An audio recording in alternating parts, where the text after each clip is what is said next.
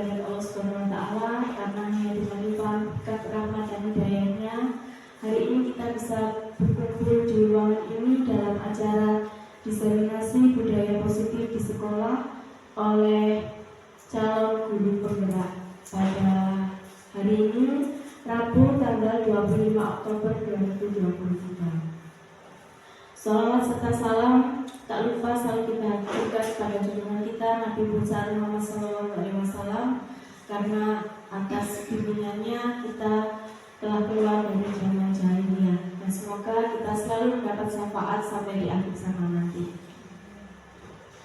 Adapun acara pada hari ini adalah pembukaan, dilanjutkan menyanyikan lagu Indonesia Raya, yang ketiga sambutan dari kepala sekolah, yang keempat acara inti dari calon guru penggerak, yang kelima tanya jawab, keenam doa, dan yang terakhir penutup.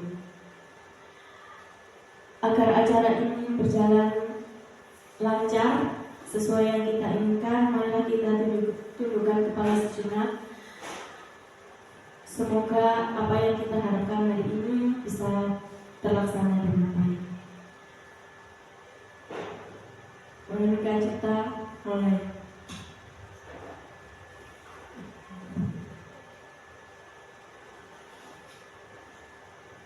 Selesai. Acara kedua menyanyikan lagu Indonesia Raya. Hadirin dimohon berdiri. Hanya petugas silakan menempati tempat yang telah disediakan.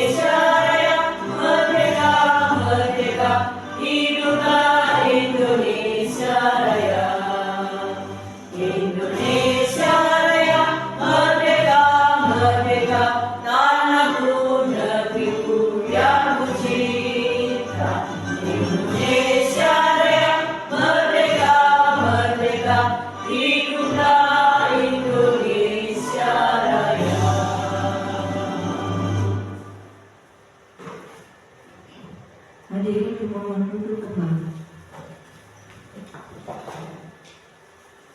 Acara yang ketiga sambutan dari kepala sekolah kepada Ibu Haristi, kami persilakan.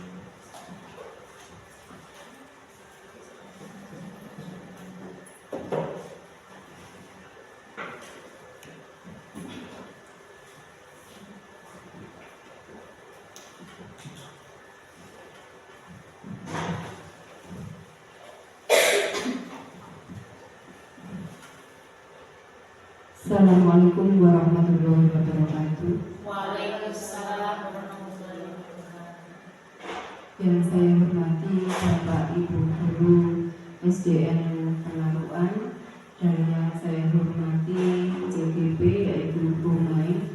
Pertama-tama marilah kita panjatkan puja puji syukur kehadiratnya Yang Maha Esa bahwa pada hari ini kita masih diberi kesehatan sehingga kita dapat melaksanakan acara ini dalam keadaan sehat walafiat. Yang kedua, sholawat serta salam tetap kami junjungkan kepada Nabi besar Muhammad SAW yang akan kita nantikan syafaatnya di yaumil akhir. Bapak Ibu guru yang berbahagia, pada siang hari ini kita akan melaksanakan diseminasi budaya positif di sekolah oleh CGB, yaitu Bu Mai. Untuk itu marilah kita mendoakan agar acara hari ini bisa berjalan dengan lancar, dan untuk selanjutnya sampai pada kelulusannya kita hanya mendoakan supaya bisa berjalan dengan lancar, ya. Dan untuk yang belum mendaftarkan CGB untuk tahun ini sudah dibuka ya Bapak Ibu, jadi diwajibkan untuk mendaftarkan karena di sini banyak Bapak Ibu guru yang masih muda, ya. Saya hanya bisa mendoakan agar semuanya bisa mengikuti calon guru penggerak atau calon pemimpin masa depan. Dari saya akhiri. Apabila ada kata-kata yang kurang berkenan, saya mohon maaf yang sebesar-besarnya. Wassalamualaikum warahmatullahi wabarakatuh. Waalaikumsalam. Terima kasih kepada Ibu Harustin. Berikutnya acara keempat kita, acara inti, yaitu pemaparan dari calon guru penggerak angkatan 9, Ibu Maida Pasha. Kepada Ibu Maida Pasha kami persilakan.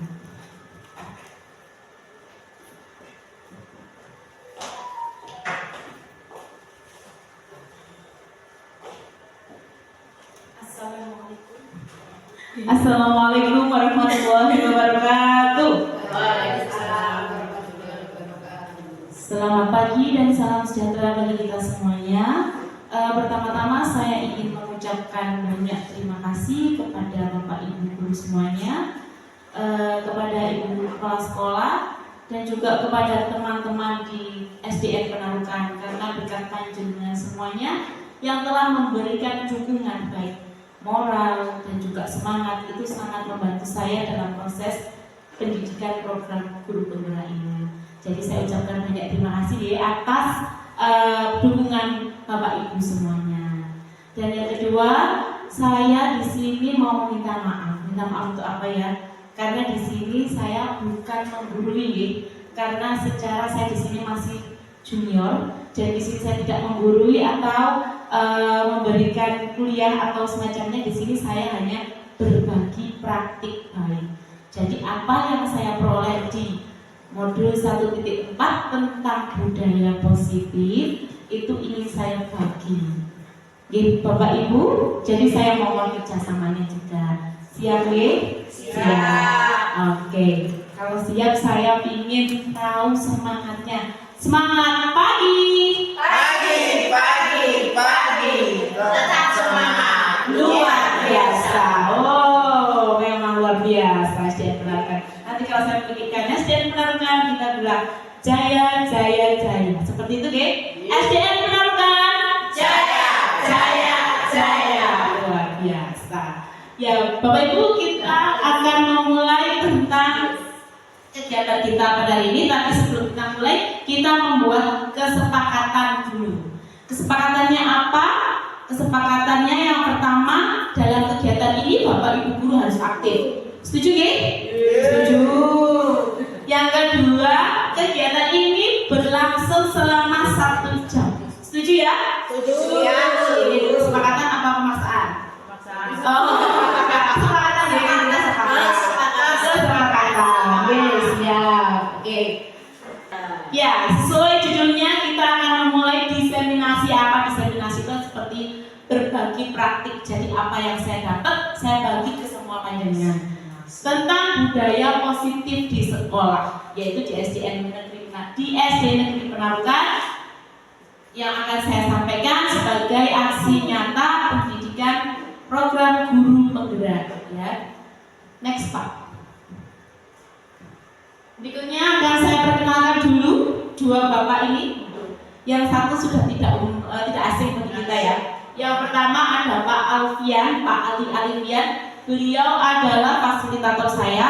Jadi setiap ada kegiatan kolaborasi saya dipandu oleh beliau. Yang kedua yaitu Bapak M. Nur Yusuf Afandi. Beliau adalah pengajar praktik saya yang biasanya kalau ada pendampingan individu beliau datang ke sekolah kita. Kan sudah kenal ya. Berikutnya, next Pak. Nah, berikutnya budaya positif. Apa sih budaya positif itu? Saya kepingin tanya. Menurut panjenengan apa itu budaya positif? Ayo, apa itu budaya positif? Menurut Bu Zulfa?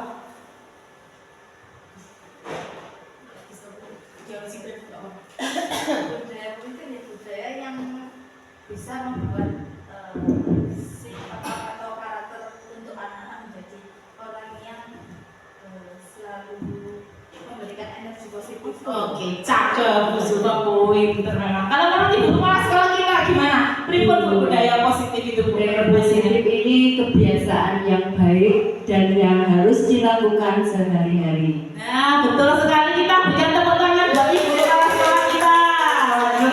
Berikutnya Pak, budaya positif ya memang betul.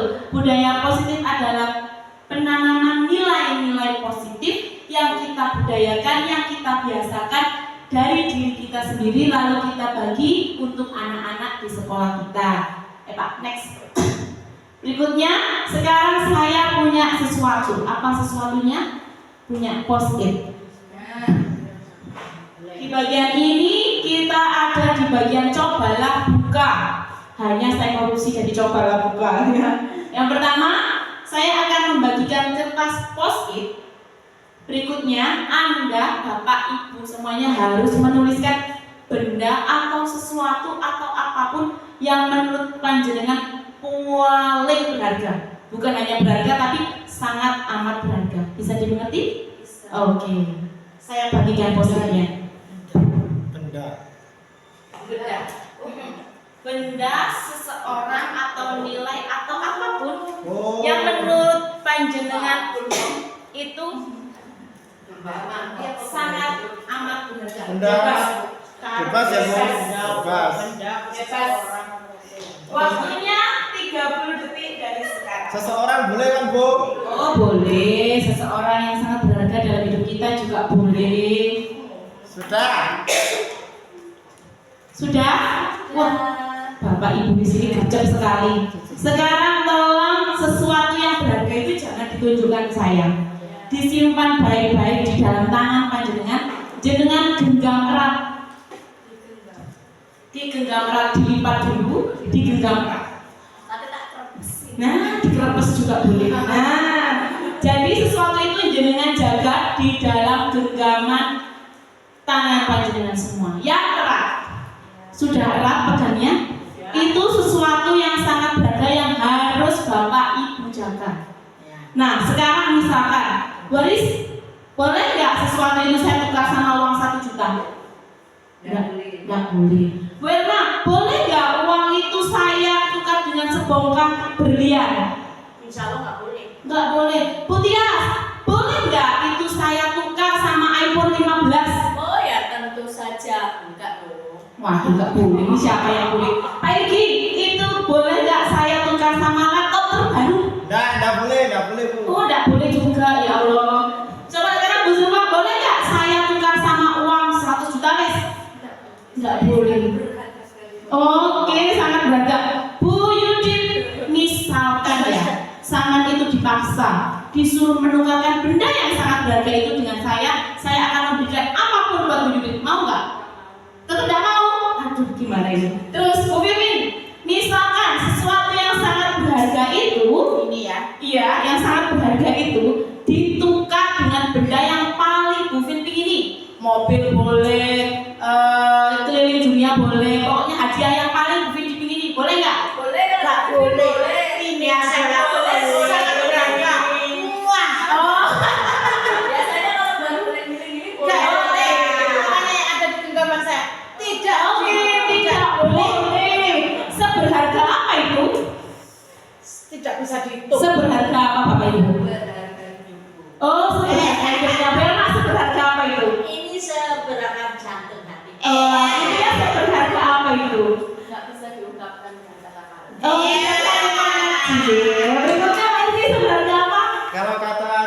separuh jiwaku. Waduh, separuh jiwaku. Berikutnya Bu Zulfa apa ini? Tidak bisa diungkapkan. Waduh, ini kata-kata yang udah bicara seperti. Berikutnya Bu Yudin apa? Biasanya kayak keri-keri ngomong. Tidak bisa ditukarkan sama Bu Yudin. Seberharga apa itu? Seberharga nyawa saya, seharga berat badan saya. Seperti itu. Oke, kita beri tepuk tangan dulu buat teman-teman semuanya.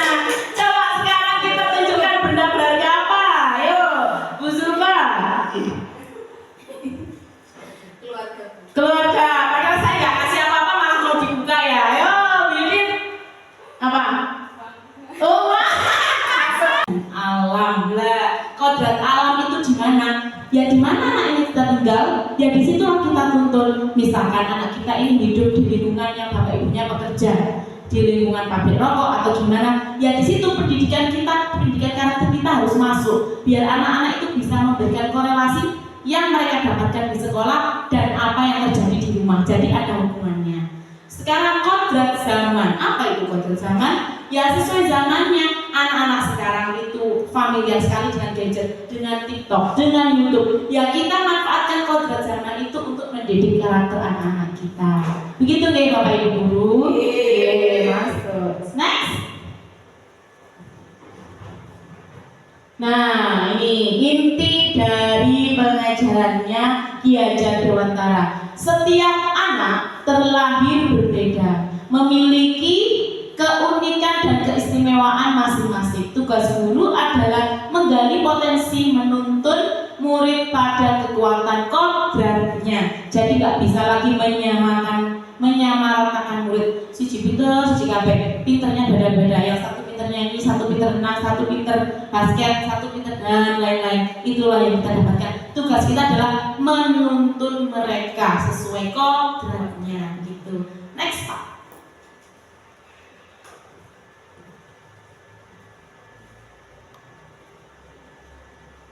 Nah, di sini ada perubahan paradigma belajar. Oke, karena ini LCD-nya tidak terlihat jelas.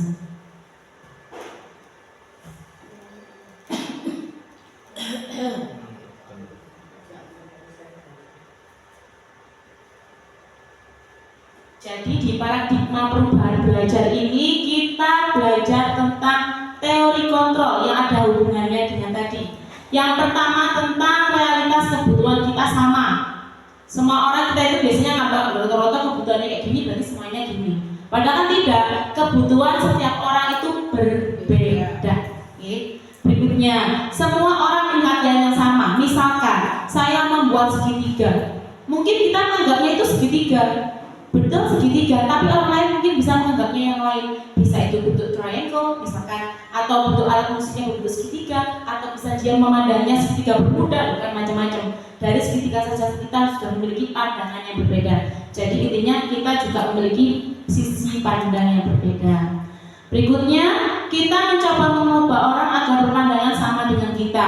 Biasanya yang sering terjadi di masyarakat, lah aku mandang kayak gini A, ya kamu juga harus ikut A, tidak boleh B, C, D, nanti menyalahi aturan. Itu tidak boleh karena teori kontrol kita bahwa pandangan kita ke setiap orang itu memiliki pandangan yang berbeda. Jadi kita harus punya POV. Kalau dengan sekarang sering scroll TikTok pasti ada POV, point of view, sisi pandang. Jadi setiap kita memiliki sisi pandang yang berbeda. Berikutnya, perilaku buruk terlihat sebagai suatu kesalahan. Nah, yang paling umum ini. Jadi kalau kita sudah menganggap anak itu salah, ya wis berarti anak itu buruk. Nanti itu tidak boleh. Bahwa suatu buruk itu adalah proses belajar. Berikutnya, orang lain bisa mengontrol saya. Nah, kita bisa mengontrol orang lain. Itulah yang paling umum. Orang lain bisa mengontrol saya. Padahal kita punya kontrol diri sendiri. Kita izinkan atau tidak tergantung sama diri kita sendiri. Berikutnya, saya bisa mengontrolnya sama ya. Pemaksaan ada pada saat bujukan yang gagal. Kita sering juga memberikan bujukan sama anak-anak. Ayo, kamu mau ngerjain PR, kok tak kayak gini. Ayo, nanti kamu mau tertib, nanti kita kayak gini. Hal itu akan efektif, tapi tidak dalam jangka waktu panjang. Nanti ada materinya sendiri. Berikutnya, model berpikir menang kalah. Jadi masih ada. Kalau nggak menang ya berarti kalah. Padahal tidak boleh, yang ada adalah menang. Seperti itu. Kita off dulu ya berhubung akan. Sambil tarik nafas dan goyang-goyang dulu. Oke? Baik Bapak Ibu, sudah azan, mari kita mulai lagi. Berikutnya Pak, next slide-nya. Next slide. Oke, ada pertanyaan lagi buat Bapak Ibu guru. Kok dinakoni terus ya? Saya suka bertanya soalnya. Disiplin positif menurut Bapak Ibu, apakah makna dari kata disiplin? Ayo, siapa? Bu Zulfa, kata disiplin menurut panjenengan gimana? Karena disiplin itu apa? Sesuatu yang harus kita lakukan sesuai dengan Peraturan. Oke, peraturan. Bu, Yudit. Apa Yudit? Disiplin. Kalau jenengan dengan kata disiplin yang terbesit di hati sama otak panjenengan apa? Tertib. Oke, Bu Erma tertib. Yudit? Oh, sudah dijawab berarti Bu Erma. Bu Mimin, ayo. Kalau mendengar kata disiplin selain peraturan dan disiplin apa? Sesuatu yang harus ditaati. Ditaati, oke, kepatuhan, taat, Pak Irgi. Manut. Manut, oke, patuh. Kalau nggak manut berarti nggak disiplin. Bu Tias? Tepat, berarti kalau disiplin kita harus exactly right, jadi tepat. Oke, Bu Aris? sikap yang harus dipatuhi. Oke, sama ya, kepatuhan. Next Pak, slide-nya. Jadi disiplin itu identik dengan apa ya? Peraturan, ya betul kan? Tata tertib, teratur, kepatuhan, hukuman. Kok ada yang ngajau hukuman tadi? Jangan kalau menjalankan disiplin biasanya menerapkan hukuman atau tidak? Ayo menjawab dengan jujur. Oh, memang ini betul-betul senior. Oke, sanksi. Siapa yang menjalankan sanksi? Angkat tangan, raise your hand. Siapa yang di kelasnya menjalankan sanksi? Enggak apa-apa Bapak Ibu. Ini kita nggak di. Ayo, Bu, menjalankan sanksi? Hukuman? Kadang-kadang. Widit? Oh iya, jangan malu-malu Bu. Bu Bibi? Ya. Oh iya, Pak Irgi? Iya. Iya, Bu Tias? Tergantung sih. Oh, based on the context tergantung. Oke, Vera? Kalau saya tetap sanksi itu tapi nggak terlalu. Oke, sanksi yang tidak terlalu. Berikutnya Baris? Sanksinya tipis-tipis. Oke, sanksi tipis-tipis. Oke, next Pak. Next. Kita belajar dulu masa konsekuensi jika dalam pelajaran kejiwaan anak datang terlambat maka dia disuruh lari berputar dua kali. Kenapa kok tujuan konsekuensi? Karena dia terlambat tidak ikut pemanasan maka konsekuensinya itu harus ada disiplin yang menguasai sendiri. Sungguh konsekuensi dari hukuman. Kalau anak datang terlambat misalkan kita datang terlambat kita atau mungkin tetapi sama saja. Jadi di sini tidak gambaran ya hukuman seperti apa konsekuensi. Jadi hukuman itu pasti kita diberikan sesuatu itu yang terjadi. Biar didisiplinkan. Melakukan apa yang kita harus ada di dalam suasana yang memberikan dampak jerah. Tapi tidak menumbuhkan kesadaran Tuhan yang mendisiplinkan. Ya betul. Hukuman itu sepihak. Next Pak. Sedangkan kalau konsekuensi itu berbeda. Gimana? Kita sudah membuat kesepakatan. Kalau kamu terlambat, kamu harus begini pikirannya tak bisa jalan dengan pandangan baik dan dosa. Nah, itu punya dan kita sudah awalnya membuat keyakinan kelas, kesepakatan kelas, atau keyakinan sekolah bahwa tidak dijalankan maka itu adalah konsekuensi yang harus dijalankan. Yang artinya sudah bisa mengatakan jadi sebetulnya disiplin itu berasal dari kata belajar. Kita disiplin juga berasal dari akar kata yang sama dengan disiplin untuk menjadi seorang murid atau betul sekali. Itulah makna konsekuensi bernilai kebajikan. Kalau anak itu melanggar nilai kebajikan di langgar, maka dari yang sebenarnya itu muncul motivasi kita terlambat tanpa disuruh pun aku tak didina. Yang terjadi dari kita sekarang adalah dari keyakinan kelas yang tadi saya paparkan. Terus karena situasi itu berikutnya faktor ekstrim. Nah, anak-anak datang sekarang kok ada kata-kata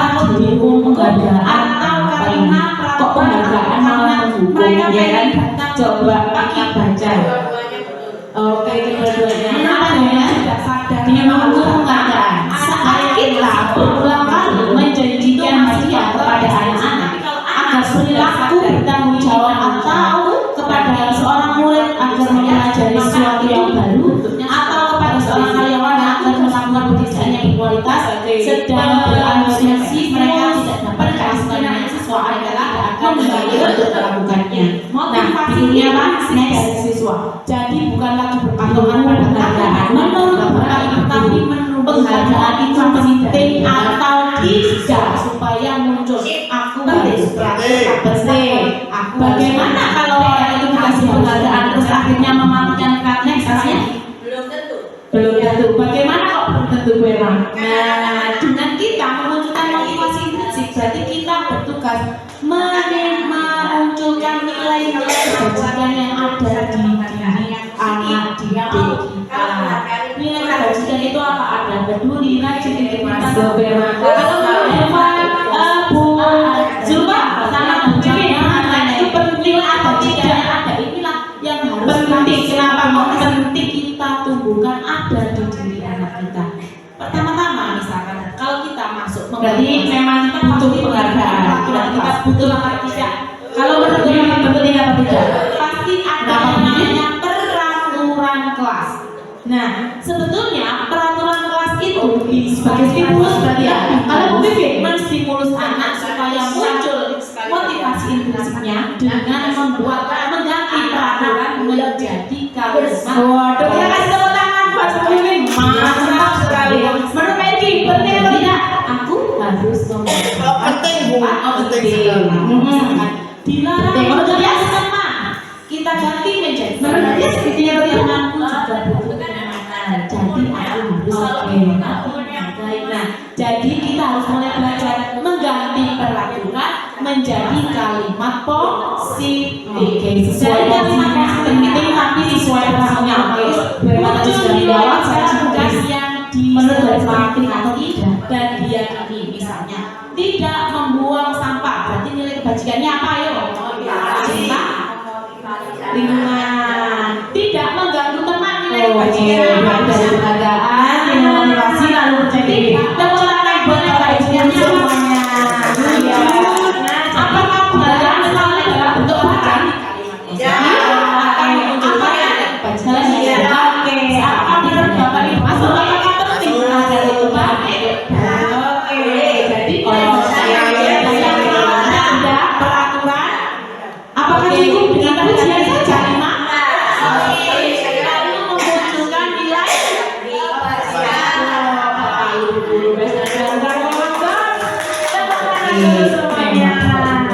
next Pak, Winter semua belum dijelaskan sudah mengerti. Iya, ada senior. Betul sekali Bapak Ibu. Jadi penghargaan konsekuensi. Kira-kira anak dikasih bedanya hukuman dan kreativitasnya juga akan mati. Ada yang tahu bisa anaknya juga angkat tangan. Tidak. Mereka cuma dikasih hadiah terus itu juga tidak baik. Jadi ketergantungan lingkungan nilai kebajikannya tidak muncul. Kalau aku tidak dapat hadiah, aku tidak mau melakukan sesuatu. Itu dampaknya. Jadi penghargaan itu perlu tapi ada hukuman itu porsi dan konteksnya. Jangan lalu anak jangan mau sesuatu harus kita kasih pesan. Bisa jadi situasi belum harus bicara lagi. Kalau konsekuensi jadi seperti motivasi Bapak Ibu. Oke, next. Pinter. Just next Pak, konsekuensi. Lo kan bisa konsekuensi jika dalam pelajaran PJOK anak datang terlambat tanpa dia disuruh lari berputar 2 kali.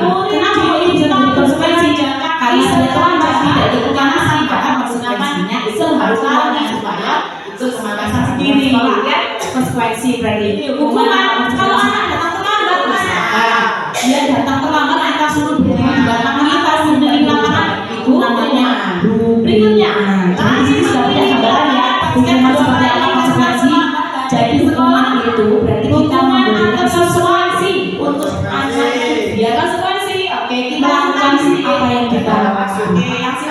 Ya, memberikan dampak jerak, tapi tidak menimbulkan kesadaran yang dibuat di meja. Ya, betul. Hukuman itu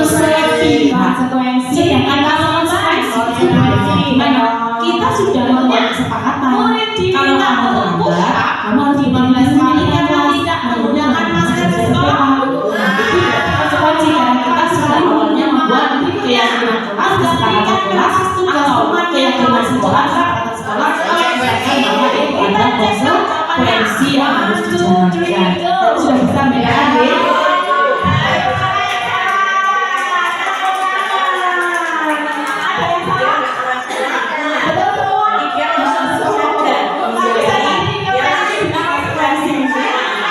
Ya, betul sekali. Itu konsekuensi dari kebajikan. Kalau anak itu melanggarnya kebajikannya di kita melanggar, maka dari sendirinya itu muncul dia lambat tanpa jadi konteksnya sendiri.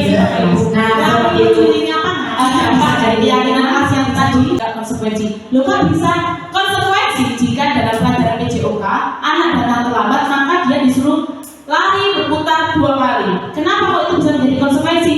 Karena dia terlambat tidak ikut pemanasan, maka konsekuensinya itu harus lari supaya ikut pemanasan sendiri. Ya, konsekuensi berarti hukuman. Kalau anak datang terlambat, misalkan dia datang terlambat kita suruh berdiri di lapangan atau mengelilingi lapangan, itu namanya hukuman. Jadi di sini sudah punya gambaran ya, hukuman seperti apa konsekuensi.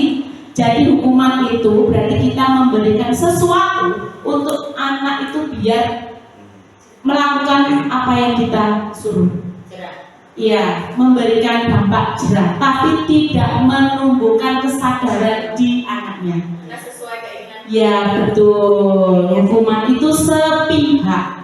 Sedangkan kalau konsekuensi itu berbeda. Gimana? Kita sudah membuat kesepakatan. Kalau kamu terlambat, kamu harus berdiri dulu di depan kelas, menunggu teman-teman selesai berdoa. Nah, itu berarti konsekuensi karena kita sudah awalnya membuat keyakinan kelas, kesepakatan kelas, atau keyakinan sekolah, kesepakatan sekolah. Kalau dilanggar maka itu adalah konsekuensi yang harus dijalankan. Nanti sudah bisa membedakan deh. Betul. Apa yang disampaikan Pak Jenengan betul. Kadang-kadang anak sudah tahu karena kita sudah kesepakatan, dia nggak merasa itu hukuman. Jadi dia langsung sadar diri sendiri, dia langsung memutari yang sesuai dengan kejadian. Ya betul sekali. Itulah makna konsekuensi dan nilai kebajikan. Kalau anak itu melanggar nilai kebajikan yang dilanggar, maka dari diri sendirinya itu muncul, oh aku terlambat tanpa disuruh pun aku tak berdiri di depan kelas. Nah seperti itu. Dampak dari keyakinan kelas yang tadi saya paparkan, terus dengan situasi hukuman dan konsekuensi ini. Berikutnya Pak Edi. Nah, sekarang kok ada kata-kata dihukum penghargaan apa ini? Kok penghargaan malah menghukum, ya kan? Coba kita baca. Berikutnya, menurut panjenengan dihukum penghargaan saat kita berulang kali menjanjikan hadiah kepada anak-anak agar perilaku bertanggung jawab atau kepada seorang murid agar mempelajari sesuatu yang baru atau kepada seorang karyawan agar melakukan pekerjaan yang berkualitas sedang berasumsi mereka tidak dapat melakukannya atau mereka tidak akan memilih untuk melakukannya. Nah, berikutnya Pak, next. Dihukum penghargaan. Menurut Bapak Ibu Guru, penghargaan itu penting atau tidak? Sip. Penting. Penting. Penting. Bagaimana kalau orang itu dikasih penghargaan terus akhirnya mematikan kreativitasnya? Belum tentu. Belum tentu. Bagaimana kok belum tentu Bu Emma? Kadang-kadang anak-anak itu beda. Jadi di samping itu bakatnya anak-anak beda. Nah itu otomatis kalau kemampuannya itu misalnya penghargaan yang positif, dia mau. Kalau penghargaan itu kurang positif, dia nggak mau. Oke, masuk Bu Emma. Kalau menurut Bu Zulfa sama Bu Vivi, penghargaan itu penting atau tidak?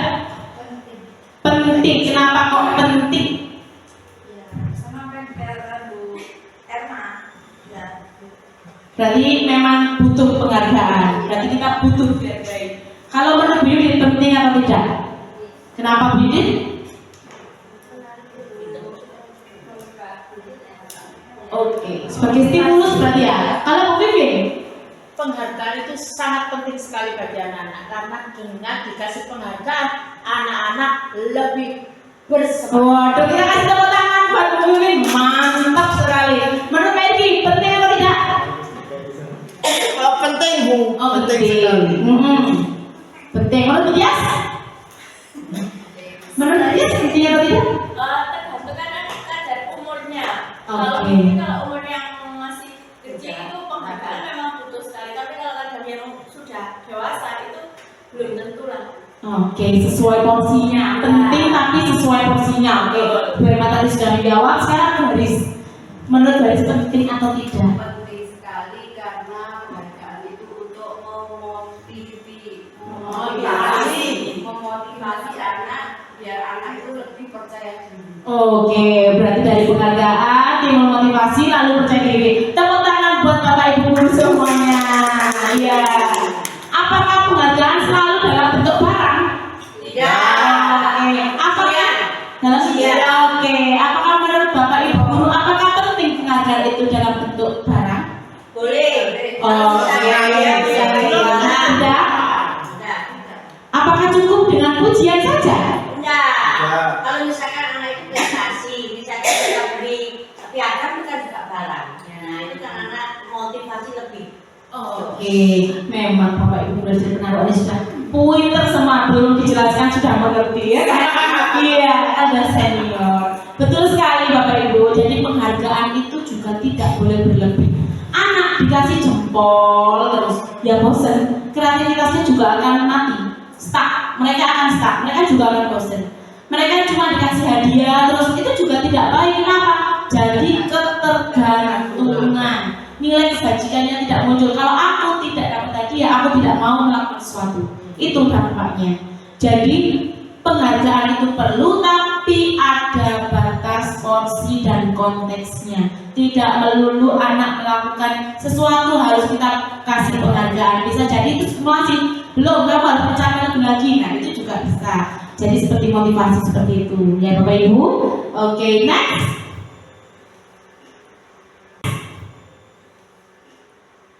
Nah, sekarang kita belajar tentang motivasi perilaku manusia. Ya, saya tanya-tanya lagi, Bu Vivin, jenengan itu kalau mengerjakan tugas itu motivasinya apa? Apakah A, dijewer, berarti diapakan? Dihukum. Berikutnya, dapat jempol banyak, berarti diapakan?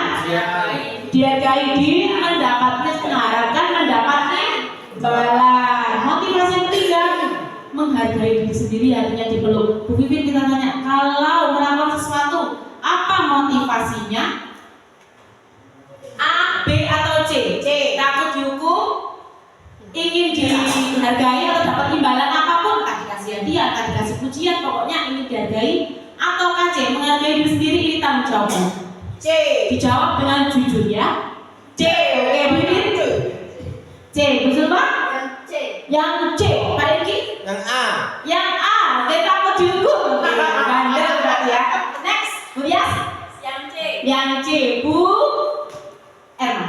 Ada dua alternatif untuk kelas 1 karena ini kelas dasar. Iya. Jadi biasanya anak itu kalau sudah ada jempol 1 dan penghargaan yang kedua kita beri gambar bintang. Ya, sekarang saya tanya, kalau Bu Erma mau supervisi misalnya, itu motivasinya apa? Nah, kalau A, B atau C? saya condong ke B dan C. B dan C, ingin dihargai dan kesadaran diri. Waduh, manusiawi sekali memang Bu Erma ini. Next, kalau Baris, kalau misalkan ada pengawas ke sini terus mengerjakan administrasi, itu motivasinya apa? A, B atau C? Yang C, oke.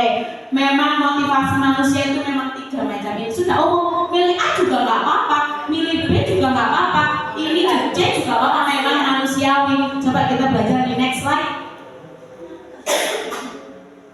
Ya, karena menurut Dian Gosen 3 motivasi perilaku manusia. Yang pertama, ini manusia memang seperti itu untuk menghindari ketidaknyamanan atau hukuman. Misalnya, saya pakai helm belum tentu tujuannya itu biar keselamatan diri sendiri. Kadang itu biar aku tidak ditilang, gitu kan? Ya atau tidak? Ya. Berikutnya, untuk mendapatkan imbalan atau penghargaan dari orang lain, sadar atau tidak, sedikit atau banyak, muncul atau tidak, kadang kita itu masih mengharapkan penghargaan atau pengakuan dari orang lain. Berikutnya, untuk menjadi orang yang mereka inginkan dan menghargai diri sendiri dengan nilai-nilai yang mereka percaya. Inilah manusia yang paling sempurna. Jadi melakukan sesuatu sudah kesadaran diri. Memang aku harus berangkat pagi, aku harus menjadi guru yang baik, menjadi guru yang sabar dan penyayang dan lain itu tumbuh dari sendiri. Gak peduli dengan dihukum atau tidak. Kan dihukum kalau saya sudah berdisiplin otomatis tidak dihukum, ya kan? Kalau misalkan imbalan atau penghargaan itu nilai plus, gak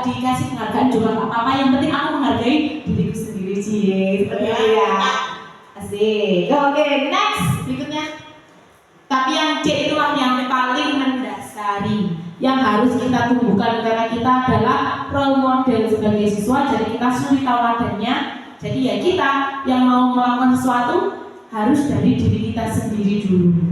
Berikutnya, nah ini kebutuhan dasar manusia yang sering yang pasti kita alami. Yang pertama survival. Kita itu pasti butuh yang namanya bertahan hidup.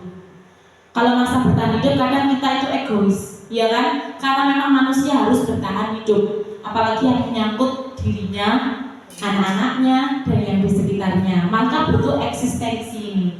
Berikutnya kita juga butuh kasih sayang dan rasa yang diterima. Siapa yang nggak butuh kasih sayang? Pasti semuanya butuh kasih dan sayang. Berma cuma satu. Ya berarti Berma yang memberikan kasih dan sayang ya. Berikutnya manusia juga butuh yang namanya kesenangan. Siapa yang nggak butuh senang? Bu Vivian aja sering nyulik ya. Biar mendapatkan kesenangan. Berikutnya manusia itu juga butuh kebebasan. Ya, kebebasan. Ada hal tertentu kita itu ingin bebas, tidak mau dicampuri dengan siapapun. Ada ranah-ranah tertentu yang hanya untuk diri kita sendiri, bebas melakukan sesuatu. Berikutnya, manusia itu apapun jabatannya pasti butuh yang namanya penguasaan. Dimulai dari menguasai diri sendiri atau alam atau lingkungan di sekitarnya, ya kan? Itu pasti. Kalau yang sudah misalkan penguasaan ini, kalau yang tidak berkuasa, misalnya kita cuma guru biasa, ya kita bisa menguasai diri kita sendiri, menguasai kelas, menjadikan mereka menjadi anak-anak yang berkarakter, itu kan juga penguasaan. Jadi penguasaan ini memang kebutuhan dasar manusia yang pasti ada di diri kita. Next slide. Nah ini yang kita sering masih melakukannya, 5 posisi kontrol. Karena anak didik kita kan sama seperti kita, mereka juga manusia, punya kebutuhan untuk rasa kasih dan sayang, punya kebutuhan untuk bebas, punya kebutuhan untuk berkuasa, ya kan, untuk bertahan hidup. Itu kadang kita lupa, mentang-mentang kita gurunya, ya kan, kita itu seolah bisa mengontrol, padahal mereka bukan mainan yang bisa kita kontrol, tapi mereka itu juga manusia seperti kita yang punya kebutuhan, 5 kebutuhan dasar. Nah di sini kita sering mengabaikan 5 posisi kontrol. Sekarang kita coba melihat ke diri kita sendiri, bercermin ke diri kita sendiri. Posisi mana yang kita itu sering berada? Apakah yang pertama posisi kontrol sebagai penghukum? Kamu nggak KPR ya? Ayo, coba. Nah, seperti itu. Apakah kita sering di posisi seperti itu? Ya. Pasti pernah, tapi mungkin kita berproses belajar, ya kan? Berikutnya, pembuat orang merasa bersalah. Apa yang kamu lakukan tadi? Apa yang kamu lakukan? Kok bisa kayak gitu? Kenapa mau? Gitu kan? Nah, jadi kita itu membuat orang merasa bersalah. Berikutnya, teman, perilaku kontrol positif. Kalau tadi itu perilaku kontrol negatif ya Bapak Ibu, jadi cukup kita sudahi, kita pindah ke geser sebelah kiri atau kanan panjenengan. Jadi kontrol positif dan kontrol diri. Kalau kita sudah berada di kontrol positif, posisi kanan itu mengontrol diri sebagai teman. Ayo bantu ibu guru ya, Bu Maida sekarang lagi ada tugas, jadi kalian yang tertib jangan kami misalkan kayak gitu. Jadi kita berusaha menjadi teman. Ayo bantu ibu ya.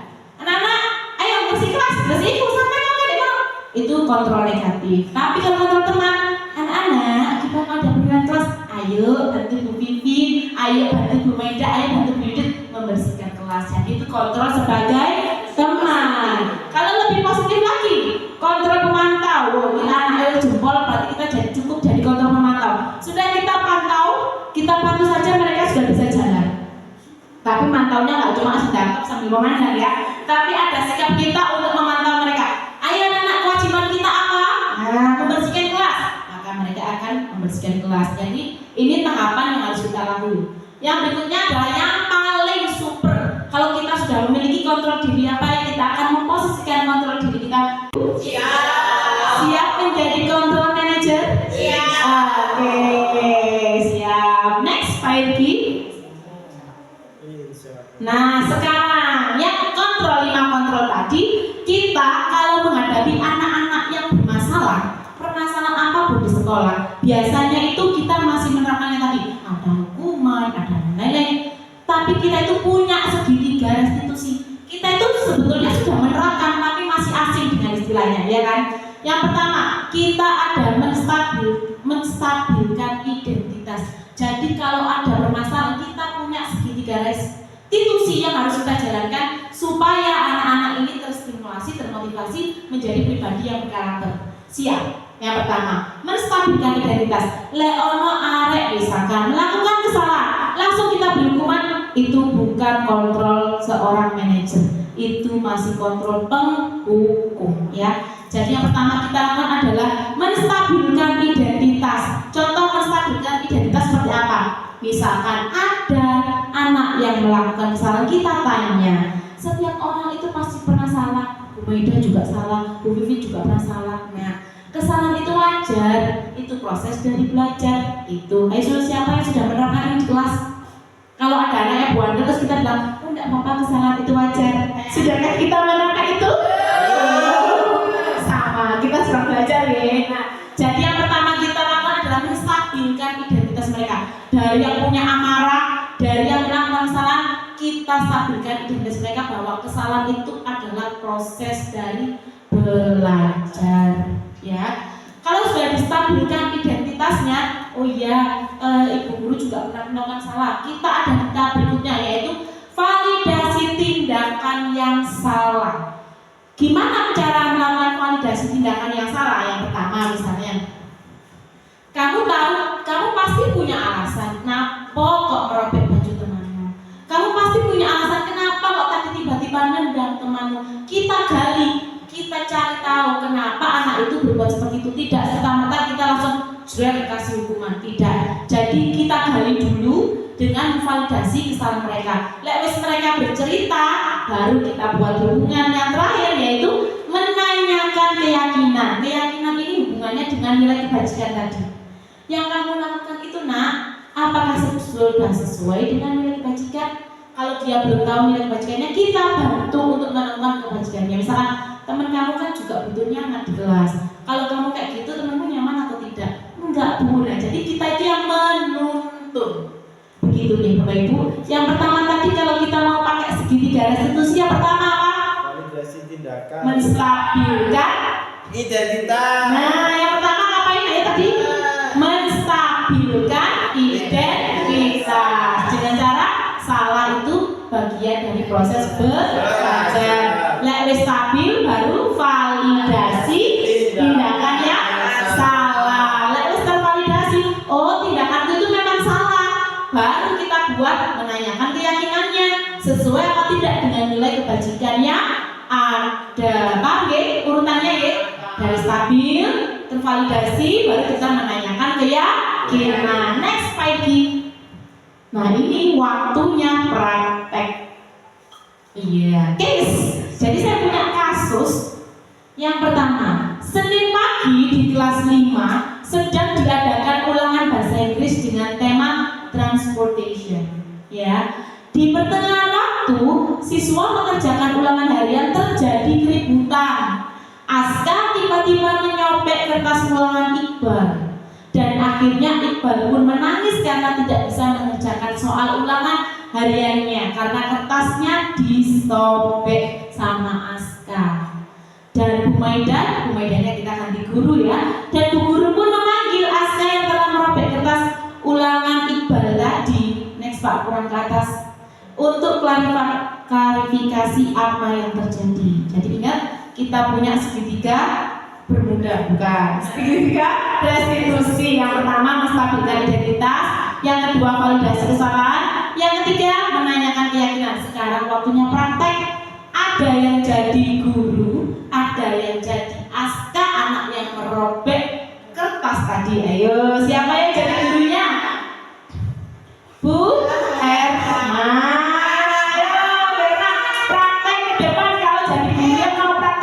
Segitiga restitusi dengan kesabarannya, ayo. Nah, yang jadi muridnya yang bandel Aska merobek-robek temannya.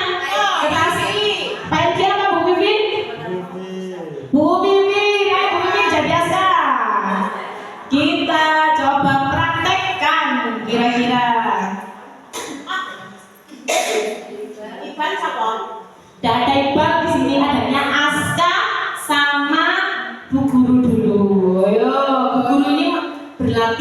menyelesaikan masalah berdasarkan segitiga restitusi. Ya, nanti ada Iqbal di akhir. Tindakannya Aska ini gimana ke Iqbal? Nanti kita munculkan Iqbal, oke? Nah, Bu Bibi, sesuai segitiga restitusi ya, menstabilkan identitas, validasi kesalahan, dan menanyakan keyakinan. Aska, Bu Aska, ayo jadi Aska dulu. Nah, Lagi sama itu sih enggak. Ayo. Bu Guru, Nakal sama ini konsen. direkam lagi ya. Kita coba praktekkan berdasarkan segitiga restitusi. Ini guru bahasa Inggris memanggil Aska karena dia merobek kertas ulangan temannya. Kalau mau menyelesaikan masalah ini berdasarkan segitiga restitusi lagi, apa yang dilakukan guru? Silakan. Terus mana suara? Oh, nakal. Aska yang bagus, Aska yang ganteng, Aska yang pinter. Kenapa? Itu Bu nakal. Sobek. Siapa yang nakal sayang? Iqbal. Tapi Iqbal. menang-menang. Coba Iqbal kesini sayang. Iqbal mau coba. Oh, Iqbal.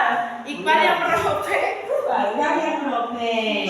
Coba sih sana yang pegang pinter. Namamu siapa sayang? Aku Aska Bu. Oh, Aska. Iqbal sini sayang. Kenapa ulangannya sayang? Coba sebentar. Anak-anak sudah tahu semua. Ya. Jawab dong. Anak-anak sudah tahu semua. Kamu tahu temanmu tadi merobek punyanya Iqbal? Tahu.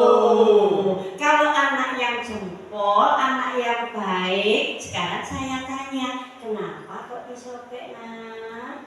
Aku gak iso nggarap Bu. Nah, Tak sobek kertasnya. betul. Apa salah sayang? Nah, ini kasihan temanmu. Nggak bisa mengerjakan. Oh, enggak. Ini sayang ya, betul. Kamu sudah pinter nyopek. Nah, tapi kalau kamu anak yang jempol, kalau disobek-sobek itu temanmu rugi apa enggak? Rugi Bu. Nah, bisa mengerjakan apa enggak? Kok bisa? Nah, bisa apa enggak anak? Kasihan temannya nggak bisa mengerjakan. Lain kali kalau kamu nggak bisa mengerjakan, tanya kepada siapa sayang? Guru. Nah, ibu guru pasti mau membantu. Nggak usah merobek punyaannya teman. Rugi apa enggak temanmu?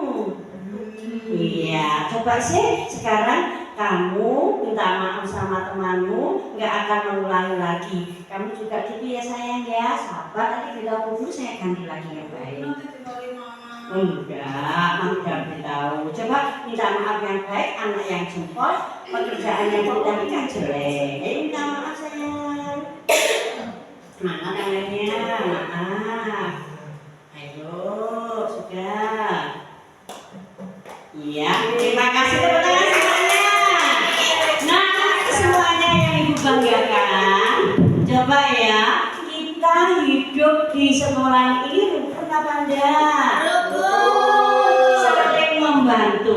Apapun yang kita kerjakan, kita harus introspeksi diri. Anak yang jempol, oh iya saya nggak merugikan teman. Gitu ya anak ya? Ya, sampai jumpa dulu ya.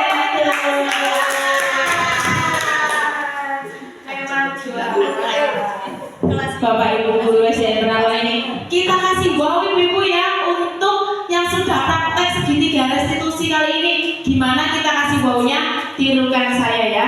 Kita kasih wow, prok prok prok, kasih W, prok prok prok, kasih O, prok prok prok, kasih W, prok prok prok. Wow, bisa? Bisa.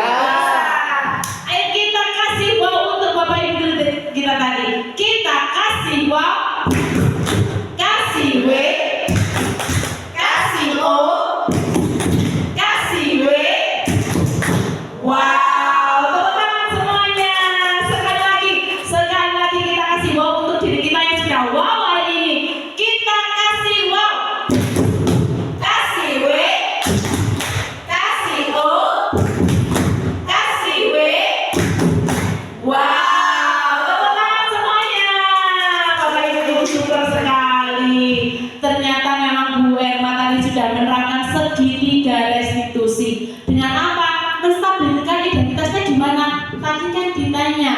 sudah nggak apa-apa, kamu sudah pinter merobek. Nah, jadi anak di situ, oh yo aku nggak salah nemen gitu loh. Jadi sudah stabil identitasnya.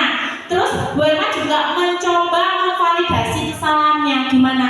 Kenapa kok kamu merobek? Ada apa di situ? Digali. Berikutnya Bu Irma juga mempraktekkan menanyakan keyakinan. Ayo, lihat kertasnya disobek gimana dengan temanmu. Nah, itu semua bagian dari segitiga restitusi. Jadi saya berharap setelah adanya diseminasi ini Bapak Ibu guru semuanya bisa menerapkan nilai-nilai kebajikan budaya positif yang sudah saya sampaikan tadi. Sekian Bapak Ibu guru. Coba kita lihat nextnya. Waduh, ada saya yang tersenyum karena sudah selesai. Nah, sekian dari saya. Apabila ada kurangnya saya mohon maaf ya sebenarnya. Wassalamualaikum warahmatullahi wabarakatuh. Terima kasih. Mulai dari best. Sip, Masih Bos. Masih belum. Kalau bukan diri. Sip. Sekali lagi beri tepukan yang gemuruh. Semoga untuk lain waktu ada. Nanti Bapak Ibu tuliskan apa, ada 2 kertas. Yang pertama tuliskan apa yang sudah kita pelajari secara umum saja. Yang berikutnya perasaan Bapak Ibu guru setelah mengikuti diseminasi. Dari hati ya, kalau jelek bilang aja jelek, kalau masih kurang bilang aja kurang. Ada pertanyaan? Tidak. Oke, kita bagi-bagi kertas, bukan Bagi-bagi. uang. Ampau. Angkau. Ampau kuning. Angkau kuning. Ampau. Nanti nominalnya dicetak sendiri. Nah, silakan Ibu Guru. Yang sini siapa Ibu? Yang satu refleksi, yang satu perasaan. 2 kertas, yang satu diisi kegiatan kita materi dari Bu Maida tadi apa secara keseluruhan. Yang kedua perasaan, bagaimana perasaan Bapak Ibu hari ini setelah diberikan berbagi praktek baik. Iya, Mbak Guru juga menuliskan. Silakan saya kasih waktu.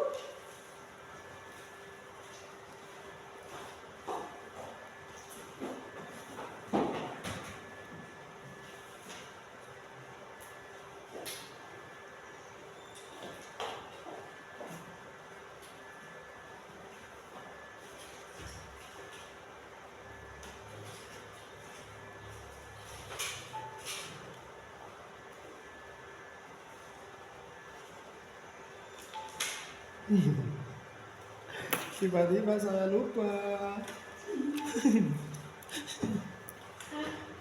Seingatnya ya Bu. Iya, seingatnya.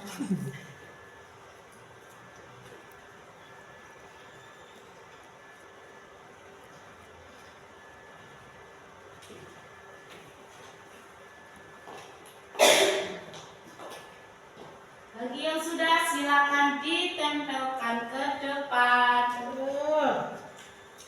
Yuk.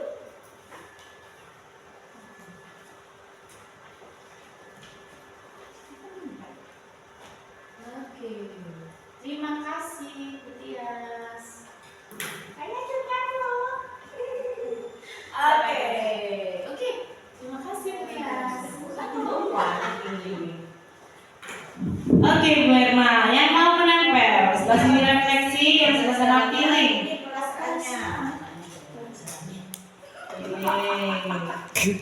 Pelajaran yang saya ingat adalah bagus. Yang ingat wow-nya lagi kita kasih wow. Oke, terima kasih. Oh, siapa nangis? Enggak. Oh, kita kasih selektif saja, Bu. Oh, kembali berarti. Baik, kita ulangan dulu yang selektif. Oh iya.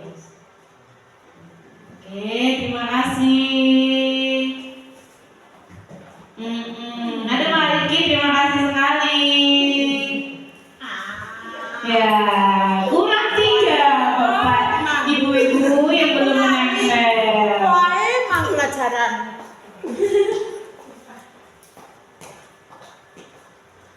Refleksi sudah. Refleksi. Oke, Mas An. Wah, terima kasih Bu Vivin. Saya kasih wow. Berikutnya Bu Yudit. Oke. Oke, tentang wow. Sudah. Sekarang Bu Zulfa. Oke, give applause buat semuanya. Oke, sekarang saya minta salah dua, nggak salah satu. Ibu membacakan hasilnya. Sekarang yang baca refleksi siapa? Mau ditunjuk apa menunjukkan diri sendiri? Oh, mau menunjukkan diri sendiri? Bu Yudit saya ingin dengan suaranya. Nanti yang membaca refleksi Bu Yudit dan yang membaca perasaan tadi yang nangis tadi siapa? Di kelas tadi? Iqbal. Oke, nanti yang baca perasaan Iqbal. Ayo Bu Yudit, tolong dibacakan refleksinya. Iqbal Ya, Iqbal ya. Dibacakan refleksinya. sama bujur. Iya, semuanya dibacakan. Yang pertama, yang kita pelajari tentang belajar. oke, belajar. Salut dengan materi budaya positif SDN Penarukan. Berikutnya. Yang ketiga, aksi nyata hari ini sudah baik, lanjutkan. Oh, mantap. Berikutnya. Yang keempat, refleksi pentingnya budaya positif diterapkan di sekolah. Mantap. Berikutnya. Yang kelima, jadi tahu tentang desimasi budaya positif tentang wow Hebat. Oke. Tentang wow, terus masuk. Berikutnya. Yang keenam, diseminasi budaya positif perlu diterapkan agar bisa memberikan stimulus yang baik kepada siapapun dan mampu menerapkan segitiga resisi dalam setiap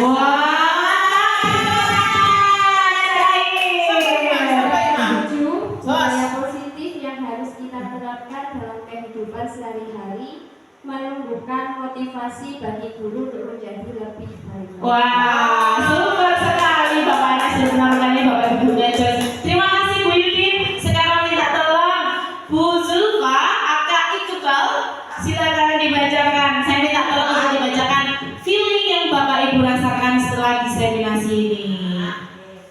Perasaan Bapak Ibu guru hari ini yaitu satu, Semuanya pokoknya senang. Naik senang. Turun satu. yang pertama, perasaan saya mengikuti kegiatan hari ini Ini. sangat senang dan saya bisa memahami budaya positif di sekolah. Wah, mantap. Yang Berikutnya. kedua, perasaan hari ini senang. Yang ketiga, senang. Ya, Senang itu ada senang itu Mang. ya. Senang, ya. Pemaparan yang diberikan sangat mengena untuk sebagai guru. Oke, terima kasih. Berikutnya. Dari sini. Sekolah melihat setelah ya praktek baik. Harapan saya semua guru bisa menerapkan kegiatan seperti ini di sekolah kita. Oke, amin. Selanjutnya perasaannya saya hari ini setelah diberi praktek oleh Bu Maida adalah sangat senang sekali karena Dapat jadi awal. dapat materi yang luar biasa dan jadi tahu yang tadinya tidak tahu. Oke, terima kasih. Terima kasih Bapak Ibu semuanya. Semoga bermanfaat. Oke, kita tutup. Saya kembalikan ke Bu Tias.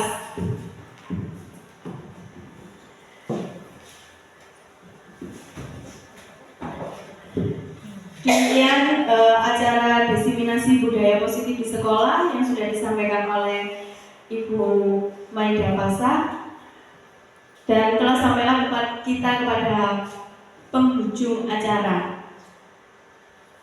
Doanya langsung aja ya. Ya.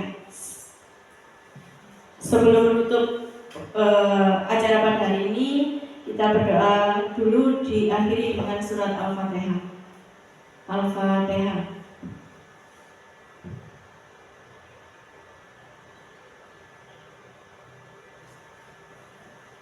Amin ya rabbal alamin. Acara demi acara sudah kita lalui. Mohon maaf apabila selama saya menjadi pembawa acara ada kurang kata-kata yang salah dari diri saya. Saya akhiri, mohon maaf. Wassalamualaikum warahmatullahi wabarakatuh. Waalaikumsalam